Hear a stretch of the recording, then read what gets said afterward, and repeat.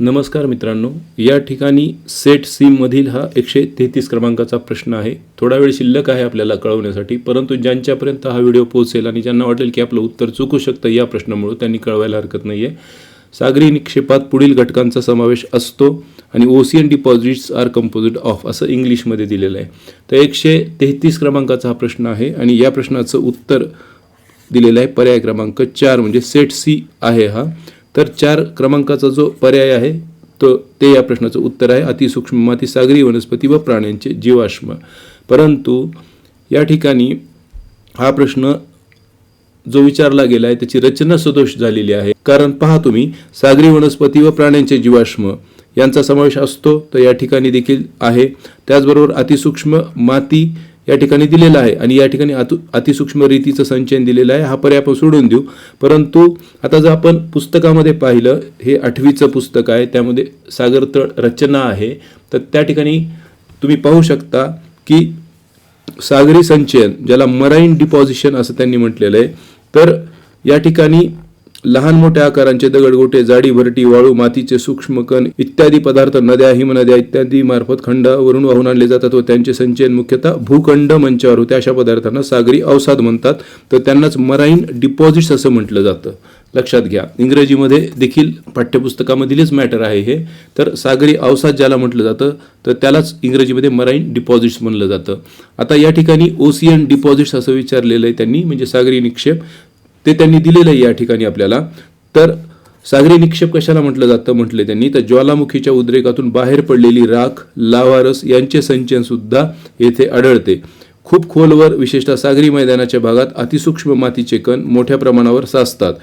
यात सागरी वनस्पती व प्राणी यांचे अवशेष मिसळलेले असतात. हे सर्व मिश्रण अतिसूक्ष्म कणांचे बनलेले असते. म्हणजे सर्व मिश्रण म्हणजे कोणते, तर ज्वालामुखीच्या उद्रेकातून बाहेर पडलेली राख, लावारस यांचे संचयन, त्याचबरोबर सागरी वनस्पती व प्राणी यांचा अवशेष, असं सगळं मिसळून एकत्र येऊन काय होतं, अतिसूक्ष्म कणांचं एक मिश्रण बनतं.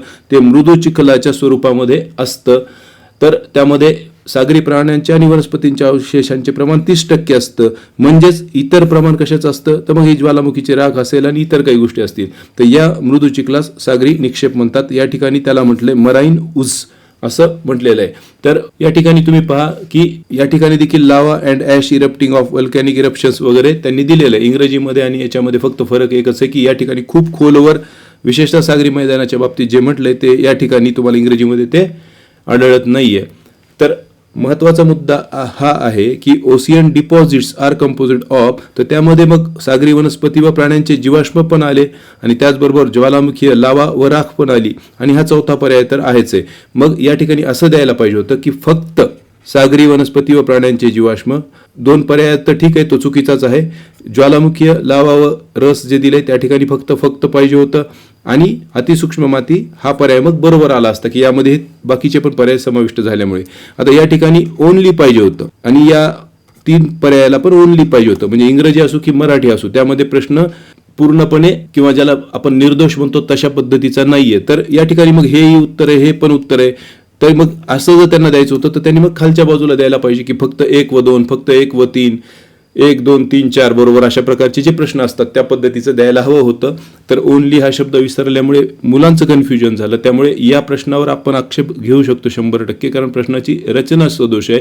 प्रश्न चुकीचा नाही, पर्याय चुकीचे नाहीत, परंतु उत्तरं मात्र या ठिकाणी कोणतंही दिलं तर उत्तर चुकीचं म्हणता येणार नाही. या ठिकाणी ओनली फक्त असतं तर मात्र उत्तर बरोबर झालं असतं. आता या ठिकाणी तुम्ही पाहू शकता दुसरी एक गोष्ट अजून की हाच प्रश्न आहे. तुम्ही जर ChatGPTला विचारलं की या दोन्हीत काय फरक आहे मराईन डिपॉझिट्स आणि ओशियन डिपॉझिट्समध्ये, तर ते म्हणतात की हे सागरी निक्षेप आहेत. आपण हे समजू शकतो, फक्त माहितीसाठी घेतोय की सागरी निक्षेप म्हणजे मराईन डिपॉझिट्स किनारी भाग व उथळ समुद्रात असतात. महासागरी निक्षेप ओशियन डिपॉझिट्स खोल महासागराचा तळ किंवा अति खोल भागात असतात. या ठिकाणी अतिसूक्ष्म कण असतात, या ठिकाणी मोठ्या कणापासून सूक्ष्म कणांपर्यंत असतं.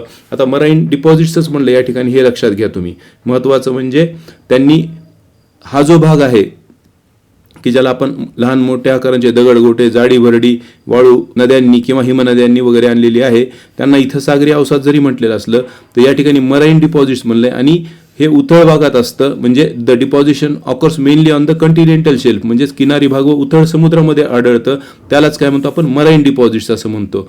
आता ओशियन डिपॉझिट्स साहजिकच आहे मग या ठिकाणी त्यांना असंच विचारायचं की खोल सागरात काय आहे, तर खोल सागरामध्ये अतिसूक्ष्म कण असतात, खोल महासागराच्या तळावर आढळतात आणि त्या ठिकाणी तो चिखल आढळतो, त्याला आपण पंख वगैरे पण म्हणतो. दुसऱ्या पुस्तकांमध्ये अभ्यास करताना तुमच्या लक्षात येईल.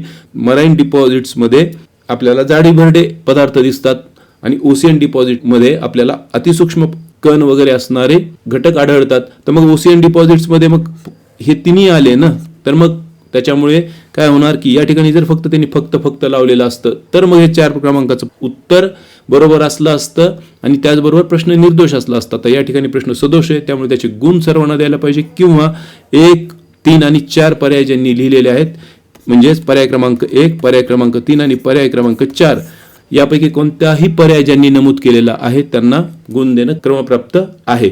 आता या ठिकाणी पहा की ह्या काही माझ्या नोट्स आहेत इंग्रजी पुस्तकामधून काढलेल्या. तर या ठिकाणी लिहिलेलं आहे की अतिखोल सागर भागात जेथे प्राण्यांचे कवचाचे भाग विरघळतात तेथे सागर तळावर तांबड्या मातीचे संचयन आढळते. यात ॲल्युमिनियम सिलिकेट व लोह प्राणी त्यांचे प्रमाण जास्त असते वगैरे वगैरे. ही माती मृदू व चिकट असून ती वाळल्यावर पिठासारखी लागते. या निक्षेपात ज्वालामुखीतून बाहेर पडणारी प्युमिस नावाची राख असते, त्यात व्हील माशाची, शार्क माशाचे दात वगैरे वगैरे गोष्टी आढळतात. म्हणजे प्युमिस नावाची राख ही त्या अतिखोल सागर भागामध्ये आपल्याला आढळते. म्हणजे मग हाही पर्याय बरोबर आहे, हाही पर्याय बरोबर आहे आणि हाही पर्याय बरोबर आहे. म्हणून या प्रश्नाचं उत्तर पर्याय क्रमांक 1, 3 आणि 4 ज्यांनी दिलंय त्या सर्वांना याचे गुण दिले जातील आणि द्यायला हवे, कारण अन्याय कोणावर व्हायला नाही पाहिजे, कारण ही रचना सदोष परीक्षा परिषदेची आहे. तर अशा प्रकारे मित्रांनो हा कदाचित आता हा शेवटचा व्हिडिओ आहे उत्तर तालिकेसंबंधीचा. तुम्ही दिलेल्या प्रतिसादाबद्दल धन्यवाद. आणि त्याचबरोबर आगामी काळात देखील टेट संबंधी जे काही व्हिडिओ होतील आपले अभ्यासाच्या संदर्भातील ते देखील तुम्ही तुमच्या मित्रांना सांगा, कारण तुम्ही मात्र याचमध्ये निघून जावं, पास व्हावं, पात्र ठरावं हीच माझी इच्छा आहे. धन्यवाद. पुन्हा एकदा तुम्हाला शुभेच्छा या आगामी निकालासाठी आणि आगामी अंतिम उत्तर तालिकेसाठी. Thank you so much.